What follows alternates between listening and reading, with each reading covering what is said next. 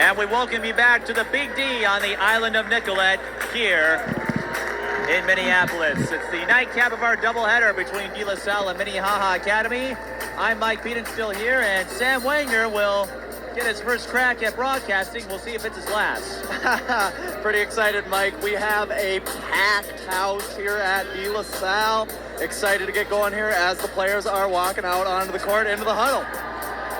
It was a sellout before the girls' game, but this was the matchup a lot of people were excited to see.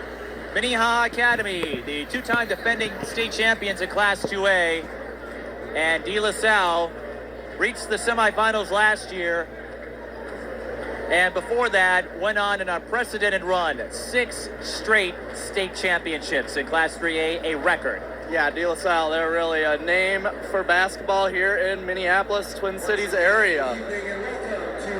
Minnehaha, no different, and we're going to get quite a show. For Minnehaha, Jalen Suggs, the offense runs through him. For De La Salle, it's going to be their 2 D1 commits. Tyrell Terry, he's headed to Stanford, and Jamison Battle going to George Washington. Yeah, that's a lot of commitments from young squads already. Here we are with the starting lineups. Standing room only here at the island.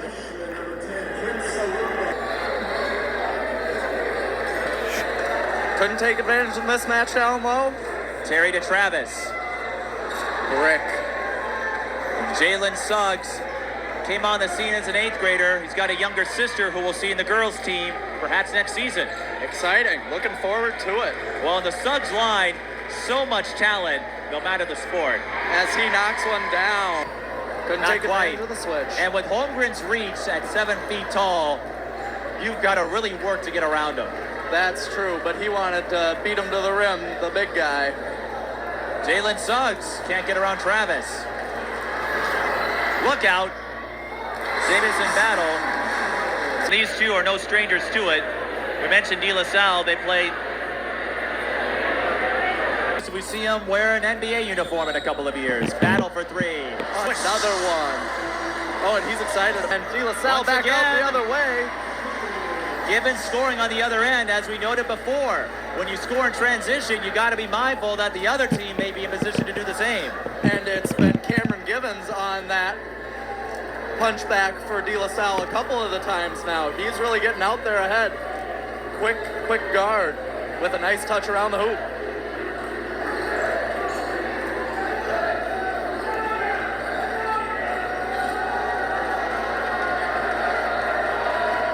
Looks like they're going to hold for the one shot.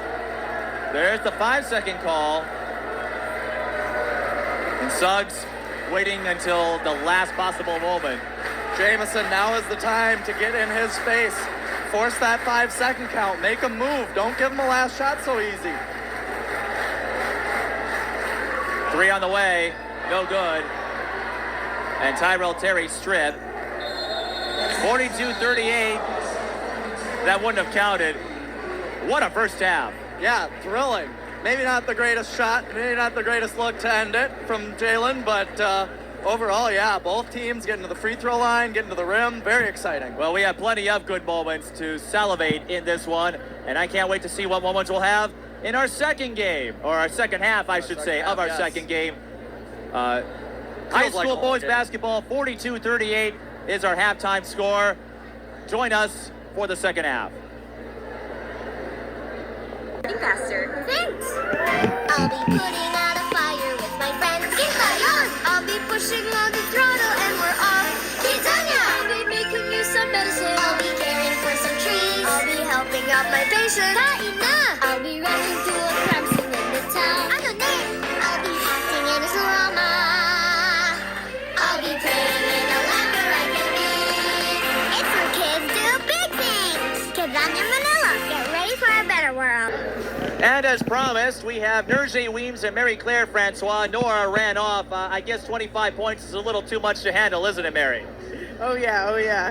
But Nerje, a lot of folks have praised your evolution this year, and when Elena Jones went out, you really seem to have stepped it up in the post, and we saw that in the girls' game. How are you so dominant? I know my teammates are behind me. They're cheering me up every time I mess up. My coaches are steady encouraging me, keeping me in the gym, helping me work on the things I need to work on to better my game. And you and Mary ran a press to start the game, and you put up 50.5. We're not used to seeing this out of De La Salle. I don't know if you planned for that, but what led you to speed things up, and how did it become so successful? Well, let's just speed things up was our defense. You know, when we have a full court press and get points up quick, it really changes the whole game. It gets our energy up, and it gets everything moving fast. It all starts on defense and feeding into our offense and just keeping that energy up. What does it mean to be part of the official revival of this rivalry? You played Minnehaha a year ago, but it was just a one-off girls game. Now you got to play in front of a full house. You're getting a chance to see some great boys players go at it. How fun is it to revive what was an old conference rivalry? I think it definitely changes the energy, considering there's like a full house, a lot of people cheering for you. So, you know, you want to do your best in front of all these people, all these eyes, you know, and be a team. Yeah, and being my last year, just wanted to go out with a high note and just make sure that the youngins are keeping it together. On that note, Mary, what are your plans after you hang up the black and gold jersey? I'm still undecided, but I do want to play. You do want to play? Well, I think after this game, you might get a couple of looks. You got the 2 seed in your section, but your coaches told me every year you maybe get on a rough start, but you always find a way to rally together at the end. What is it about this team where they consistently come together at that point? I think it's the consistent coaching, the consistent picking each other up when we're down, you know, just playing hard throughout the whole game. And everyone knows what's on the line, and we don't want to go home, so we're going to play our hardest. And speaking of, it looks like you're not ready to go home either, but what have you enjoyed the most out of this evening of games? I guess just playing with my teammates and having fun with them and being able to carry the wins. I'd say seeing everyone step up and take part in being on this island.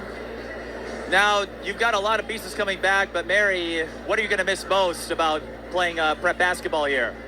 Definitely my teammates and coaches. But not Nurse, you can't stand her, right? No. And Nurse, you're going to be part of a lot of players coming back next year. We saw Savannah White, Maya Williams show some intensity. You know, we've got Nora. Future looks bright at De La Salle, and how do you hope to play a part in that? I know, just because it's a younger team, so I hope to carry them through and be able to guide them and help them with the things that they need to work on and be a better captain just to see my team succeed. All right. You want to say hi to anybody? Hi, Mom. Hi, Mom and Dad. Sorry, Nora, you couldn't be here. Yeah, Nora missing out on the TV time. So when Nora, when you miss out on that offer, remember, you had your chance. No, we hate tease. It was a lot of fun to see you guys. I'm going to try to make some more games next year so you don't wonder where I'm at. But congrats on the win. Good luck in sections, and go back out there and cheer on the boys. Thank you. Thank you. Thursday Weems and Mary Claire Francois will be back with the second half in a moment.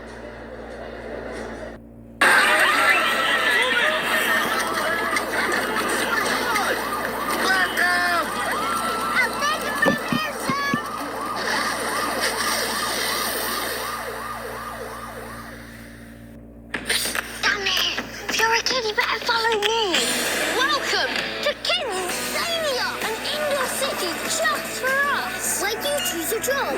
Be a radio presenter. Hello. A surgeon. Courier. A pilot. A vet. And loads more. You even get paid just like real. And because it's so safe, grown-ups get to go shopping in Westfield. Kinsania, an indoor city run by kids. Mike Beaton and Sam Wagner back here with high school boys basketball. Second half about to start between Minnehaha Academy and De La Salle. 42-38 is our halftime score. Jay using the stairwell to find a spot. I hadn't even noticed. Maybe just because it's so packed, you don't see an empty spot for anybody. Gets it down low, patiently waits. Skip pass for the big 3 ball. That was maybe a minor risk, but with the way Battle's been shooting. Suggs at one. Throw down. And another two-handed slam. I told you Minnehaha wasn't going to like seeing Tyrell Terry get that fast break dunk. No. Yeah, they've had revenge and some now. But still a long way to go. We know De La Salle can rally back. Missed the front end. The miss, but they retain the ball, kind of, sort of. Maybe everybody's on the ground. It's like a fumble in the NFL. Well, that's the type of aggressive, every loose ball matters kind of play that these two teams are coming with the attitude of. It's just smart and it's very, it shows a lot of heart.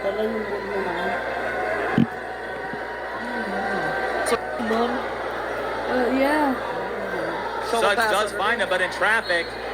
They're going against Andrew Irvin. He's got about a head's height over him. Drop step, get yourself to the rim. Suggs at 6'4", Irvin at 5'10". Yeah. It's a big difference. Even a little baby hook. Something. Right, but it's not always about height. If you remember in that run of 6 straight state titles, it began with a role player, Ross Parker, hitting a buzzer beater in the state championship to knock off Washburn. Very true, and I shouldn't talk smack either. I'm pretty sure Andrew Irvin was the one to block Chet Holmgren earlier in the game. Suggs for 3. That could have been big for the Redhawks. Full possession. Tyrell Terry. Holmgren